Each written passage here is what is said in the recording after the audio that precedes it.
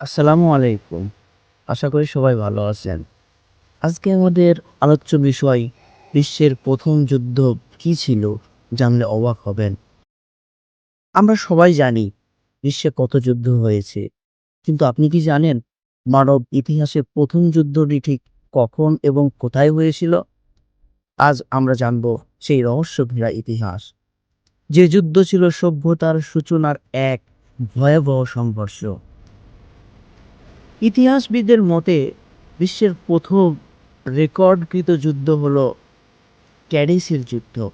এই যুদ্ধ হয় খ্রিস্টপূর্ব ১২৭৪ সালে মিশরীয় ফারাও রামেসিস দ্বিতীয় এবং হিত্তি সাম্রাজ্যের রাজা মুল্লাওয়াটিনের মধ্যে।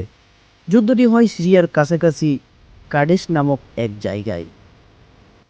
এই যুদ্ধে শুধু তলোয়ার আর রথের যুদ্ধ ছিল না, এটি ছিল কৌশল, প্রতারণা এবং প্রথমবারের মতো লিখিত শান্তি চুক্তি সই করার যুদ্ধ।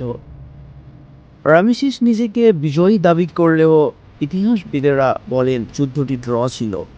কিন্তু এর চেয়ে বড় বিষয় হলো এই যুদ্ধ প্রথমবারই বিশ্বের দুই শক্তিশালী সাম্রাজ্যকে মুখোমুখি এনেছিল এবং এর মাধ্যমেই শুরু হয় আন্তর্জাতিক কূটনৈতিক সম্পর্ক ও যুদ্ধনীতি।